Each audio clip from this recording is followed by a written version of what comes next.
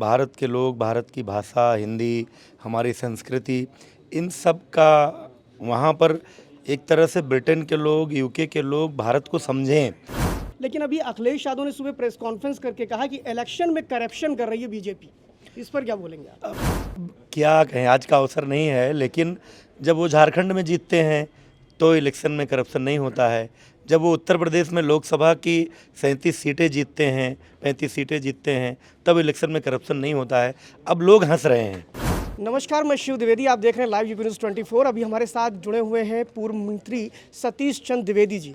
हम बात करेंगे आज यहाँ पर निराला सभागार जो है हिंदी संस्थान का, वहाँ एक पुस्तक का विमोचन हुआ है। आदरणीय द्विवेदी जी, बताइए इस कार्यक्रम का क्या हेतु था, कैसा था कार्यक्रम? ये आज का जो कार्यक्रम था, जाने अनजाने पदचिन्ह, ये कविता संग्रह है, इसके लोकार्पण का कार्यक्रम था। ये संग्रह किया है मधुरेश मिश्रा जी ने। हमारे उत्तर प्रदेश के प्रतापगढ़ के रहने वाले हैं। 20 वर्षों से लगभग लंदन में रह रहे हैं, यूके में, और वहाँ रहकर उन्होंने भारत के लोग, भारत की भाषा, हिंदी, हमारी संस्कृति, इन सब का वहाँ पर एक तरह से ब्रिटेन के लोग, यूके के लोग भारत को समझें, इसको लेकर भी उन्होंने अच्छा प्रयास किया है। वहाँ बसे हुए उत्तर प्रदेश के लोगों का एक अच्छा एक संगठन भी बनाया है, और एक आईटी विशेषज्ञ होते हुए, एक बैंकिंग एक्सपर्ट होते हुए हिंदी में बहुत अच्छी कविताएं लिखी हैं। तो इनके उन 5 खंडों में 51 कविताओं के संग्रह का आज लोकार्पण का कार्यक्रम था हिंदी संस्थान में, जिसमें मैं भी हूँ और हमारे वहाँ के ब्रिटेन के सांसद, जो वो भी उत्तर प्रदेश के मूल निवासी हैं, नवेंदु मिश्रा जी, मधुरेश जी स्वयं हैं।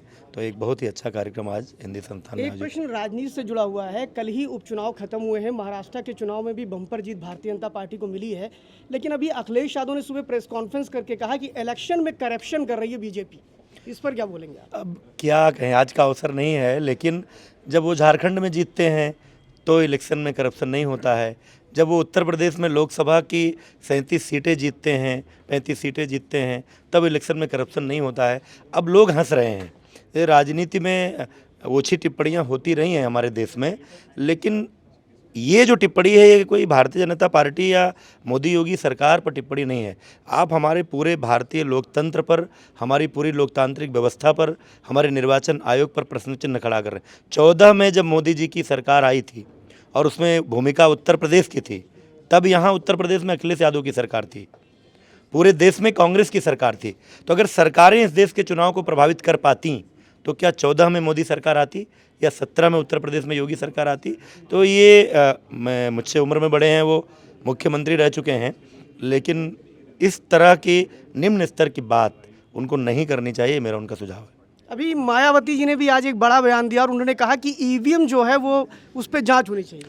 जांच करा लें। चुनाव, भारत निर्वाचन आयोग तो हमेशा चुनौती देता है। पिछले बार भी आपत्तियां की थी लोगों ने, तो कहा था कि भाई हम तो केस कर देंगे आपके ऊपर अगर आप कोई तथ्य नहीं देंगे।